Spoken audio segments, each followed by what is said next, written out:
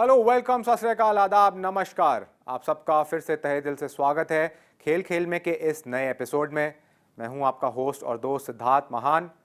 हमारी जिंदगी कितनी अनिश्चित और क्षणभंगुर है, इस हफ्ते की दिल दहला देने वाली एयर इंडिया दुर्घटना ने यही एहसास फिर से दिला दिया, जिसमें सैकड़ों जानें चली गईं।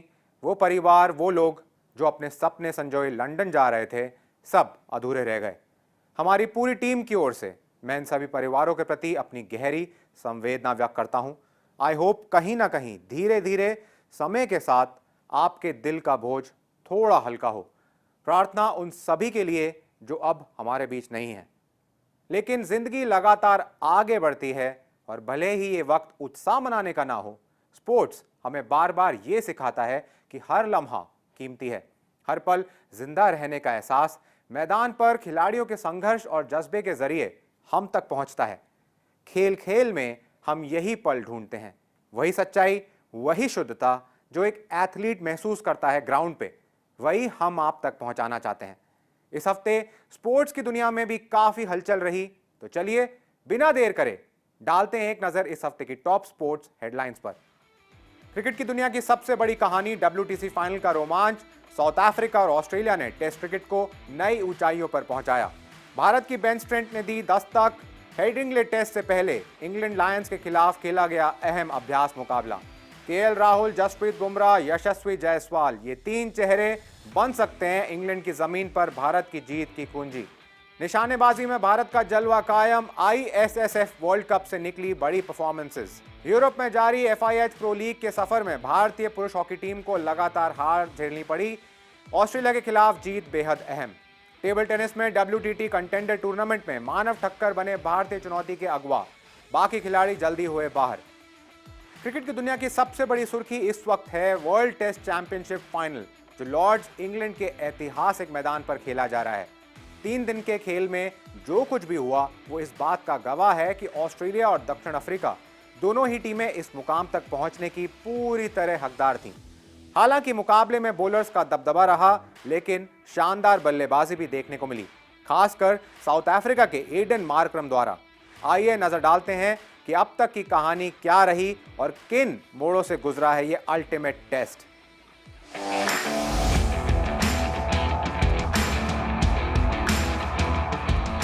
लॉर्ड्स में खेला जा रहा वर्ल्ड टेस्ट चैंपियनशिप फाइनल और रोमांच अपने चरम पर। चारों दिन दर्शकों से खचाखच भरे स्टेडियम में खेला गया ये मुकाबला टेस्ट क्रिकेट के भविष्य के लिए खुद में एक जीत बन गया। पहले 2 दिन ऑस्ट्रेलिया के कप्तान पैट कमिंस का तूफान छाया रहा। 6 विकेट लेकर न सिर्फ उन्होंने साउथ अफ्रीका को पहली पारी में 138 रनों पर समेटा, बल्कि अपने टेस्ट करियर के 300 विकेट भी पूरे किए। तीसरे दिन खेल ने अचानक करवट बदली। ऑस्ट्रेलिया की दूसरी पारी में मिचेल स्टार्क और हेजलवुड ने कुछ रन जोड़े, लेकिन साउथ अफ्रीका के गेंदबाजों ने 218 रन की लीड पर उन्हें रोककर मुकाबले को फिर खुला छोड़ दिया।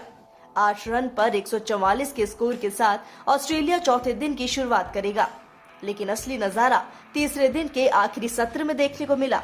एडन मार्कराम का नाबाद शतक और कप्तान टेम्बा बावूमा के साथ साझेदारी ने साउथ अफ्रीका को मजबूती दी। अब जीत के लिए सिर्फ 59 रन और बाकी हैं और लॉर्ड्स की हवा एक अलग ही कहानी कह रही है। आखिरी दिन की सुबह साउथ अफ्रीका को जीत के लिए सिर्फ 59 रन और चाहिए थे और हाथ में 8 विकेट। इतना जरूर कहा जा सकता है कि इस अल्टीमेट टेस्ट में गेंद और बल्ले दोनों की परीक्षा हुई और इन 2 दिग्गज टीमों ने दिखा दिया कि वर्ल्ड टेस्ट चैंपियनशिप के फाइनल तक पहुंचना कोई संयोग नहीं, मेहनत का नतीजा होता है। अब देखना यह है कि ये यादगार लड़ाई किस नाम दर्ज होती है, लेकिन इतना तय है कि लॉर्ड्स ने एक बार फिर टेस्ट क्रिकेट की शान बढ़ा दी। और इस तरह साउथ अफ्रीका ने रच दिया इतिहास। लॉर्ड्स जैसे ऐतिहासिक मैदान पर टेस्ट क्रिकेट के सबसे बड़े खिताब को पहली बार अपने नाम कर लिया। एडन मार्करम और टेम्बा बावूआ की साझेदारी उनकी सबसे बड़ी ताकत बनी। ये जीत सिर्फ एक मैच की नहीं, पूरे टेस्ट ढांचे में विश्वास बनाए रखने की जीत है। एक टीम जो कभी फाइनल तक नहीं पहुंचती थी, आज चैंपियन बन गई। टेस्ट सीरीज से पहले इंग्लैंड की सरजमी पर भारत ए और इंग्लैंड लायंस के बीच खेले गए सेकंड अनऑफिशियल टेस्ट मुकाबले ने न सिर्फ टीम इंडिया की बेंच स्ट्रेंथ को परखा, बल्कि एक नाम ने वापसी की बिगुल भी बजा दिया। KL राहुल। जिन्होंने शतक लगाकर ये बता दिया कि इंग्लैंड के खिलाफ टेस्ट सीरीज में उन्हें हल्के में लेना भूल होगी। तो आइए नजर डालते हैं इस अहम मुकाबले की बड़ी झलकियों पर।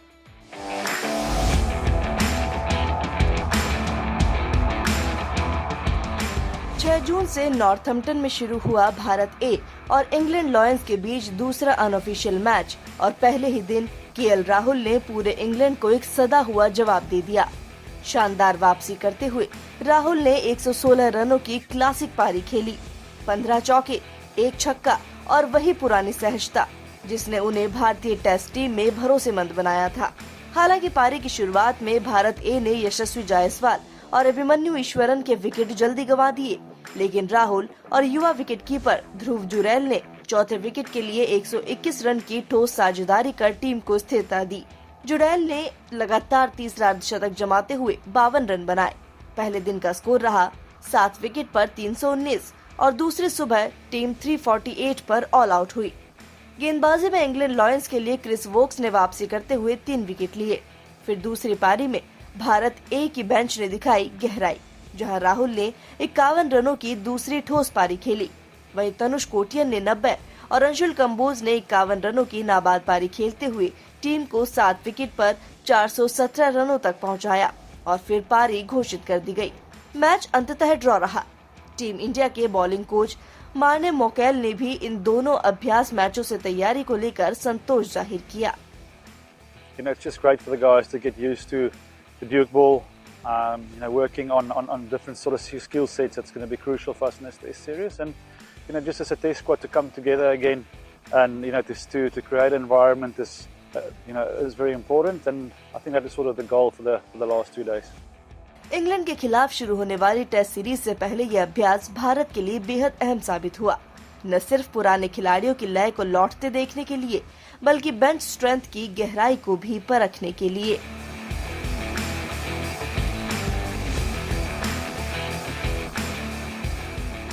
जहां एक ओर टेस्ट क्रिकेट की दुनिया लॉर्ड्स में WTC फाइनल के रोमांच में डूबी हुई है, वहीं भारत की नजरें उससे आगे की तस्वीर पर हैं।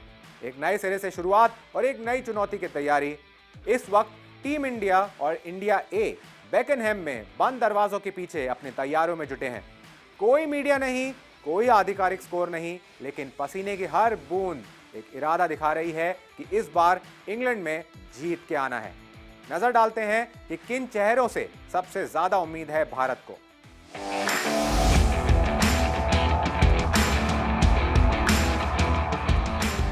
बेकनहैम में एक साइलेंट टेस्ट चल रहा है, बिना कैमरे लेकिन पूरे कमिटमेंट के साथ। टीम इंडिया और इंडिया ए खिलाड़ियों के बीच हो रहा है एक इंटर स्क्वाड मुकाबला, बिल्कुल बंद दरवाजों के पीछे। यह कोई औपचारिक मैच नहीं, लेकिन हेडिंग्ले के पिच के लिए खुद को ढालने की एक गंभीर कोशिश है। भारत के 3 खिलाड़ी जिनसे सबसे ज्यादा उम्मीदें हैं, जसप्रीत बुमराह, केएल राहुल और यशस्वी जायसवाल। बुमराह जिनकी वापसी इस सीरीज में भारत के लिए सबसे बड़ी ताकत हो सकती है।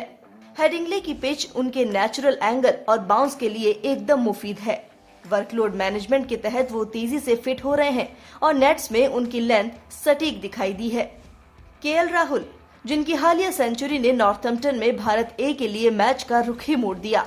तकनीक, संयम और अनुभव, राहुल इस नई टेस्ट टीम के सबसे स्थिर स्तंभ दिखते हैं। और यशस्वी जायसवाल जिनकी पहले अभ्यास मैच में शुरुआत भले ही धीमी रही, लेकिन दूसरे मुकाबले में टॉप पर आत्मविश्वास के साथ लौटे।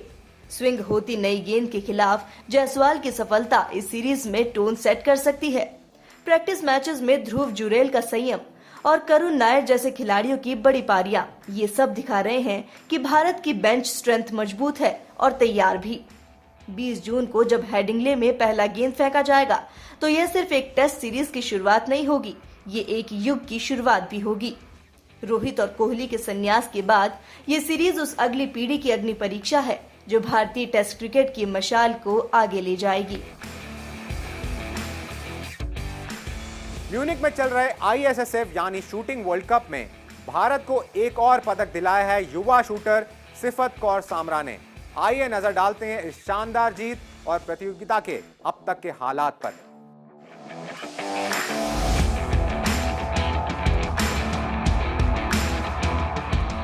म्यूनिक के ISSF वर्ल्ड कप में भारत के सिफत कौर समरा ने महिला 50 मीटर राइफल 3 पोजीशन में ब्रॉन्ज मेडल जीतकर देश को गर्व का पल दिया।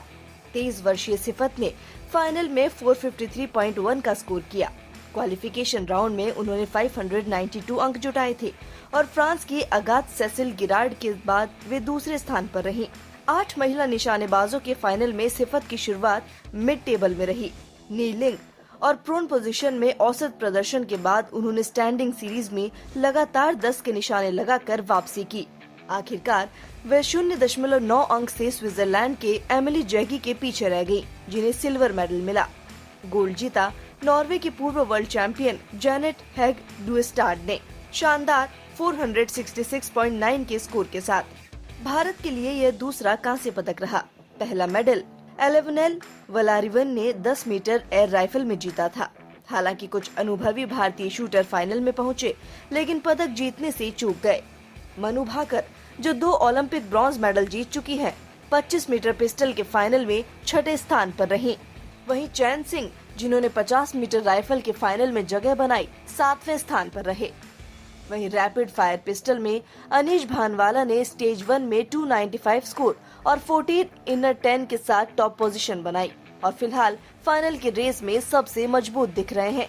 अब तक चीन 3 गोल्ड और 1 ब्रॉन्ज के साथ टॉप पर है, जबकि नॉर्वे 2 गोल्ड और 1 सिल्वर के साथ दूसरे नंबर पर। भारत 2 ब्रॉन्ज के साथ तीसरे हफ्ते में अच्छी शुरुआत की उम्मीद लगाए बैठा है।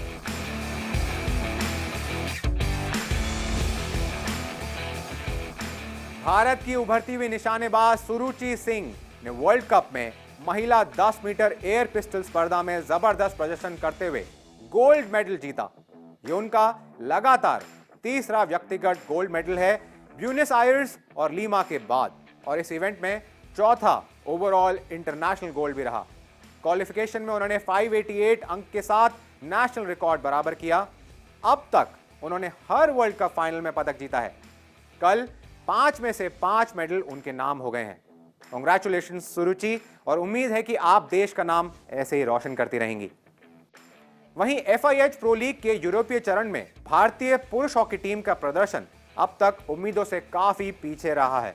लगातार 4 हार के बाद अब टीम के सामने ऑस्ट्रेलिया जैसी मजबूत चुनौती है। इस लीग की खासियत यह है कि विजेता सीधे हॉकी वर्ल्ड कप का टिकट हासिल करता है। देखिए ये नेक्स्ट रिपोर्ट।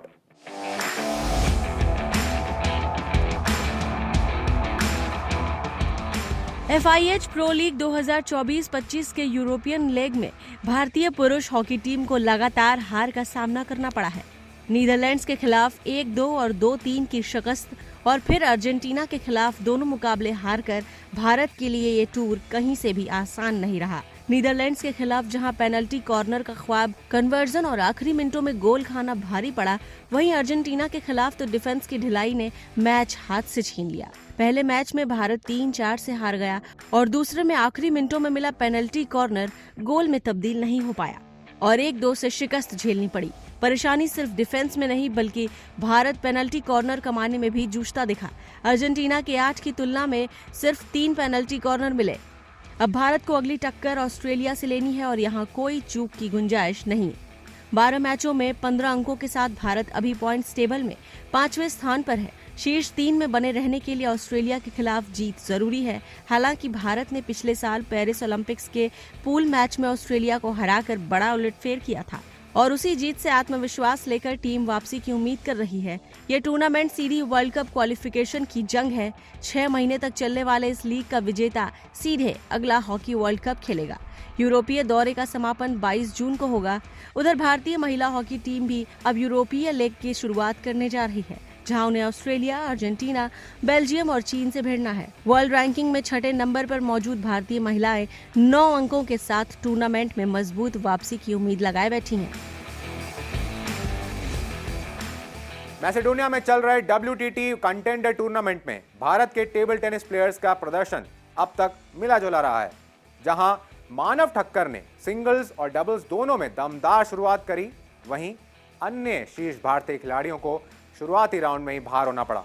ये tournament international table tennis federation की प्रतिष्ठित सीरीज का हिस्सा है, जहां हर जीत बड़े टूर्नामेंट्स के लिए रास्ता खोल सकती है। चेक करिए ये अगली रिपोर्ट।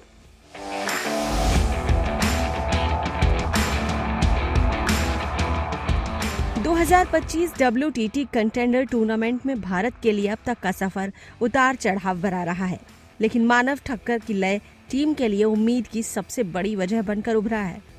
मेंस सिंगल में ठक्कर ने चीनी ताइपे के फेंग यी सिन के खिलाफ एक बेहद कड़ा मुकाबला खेला। पहले गेम में 3-11 से हारने के बाद उन्होंने दूसरा गेम 11-6 से जीतकर वापसी की। तीसरा गेम गंवाने के बाद ठक्कर ने लगातार 2 गेम 11-9, 11-9 से जीतते हुए 5 गेम के इस थ्रिलर को अपने नाम किया। वहीं मानुष शाह को पहले ही राउंड में क्रोएशिया के टॉमिस्लाव पुकार के हाथों हार का सामना करना पड़ा। महिला सिंगल्स में भी झटका लगा, जहां मनिका बत्रा को शुरुआती राउंड में ही चीन की फैन चुहान के हाथों हार झेलनी पड़ी। हालांकि डबल्स में भारत को थोड़ी राहत मिली। मानव ठक्कर और मनुष शाह की जोड़ी ने पुएर्टो रिको के एंजल नारांजो और ऑस्कर बिरियल को 3-1 से हराकर अगले दौर में जगह बनाई। यह tournament international table tennis federation की विश्व स्तरीय WTT सीरीज का हिस्सा है, जहां हर मैच न सिर्फ रैंकिंग पॉइंट्स तय करता है, बल्कि खिलाड़ियों को बड़े इंटरनेशनल टूर्नामेंट्स के लिए क्वालिफाई करने का मौका भी देता है।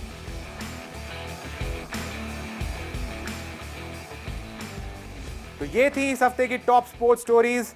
आप हमारे special digital segment sports time machine से जरूर जुड़िए हर शाम, जिसमें आपको मिलेंगी सिर्फ 1 मिनट में बहुत ही इंटरेस्टिंग स्पोर्ट्स फैक्ट्स और रोमांचक कहानियां। अगले हफ्ते हम फिर मिलेंगे कुछ नई कहानियों और नई उम्मीदों के साथ। तब तक खेलते रहिए, सीखते रहिए, क्योंकि जिंदगी भी एक खेल है और इसमें हर खिलाड़ी मायने रखता है। देखते रहिए खेल खेल में विद सिद्धार्थ महान।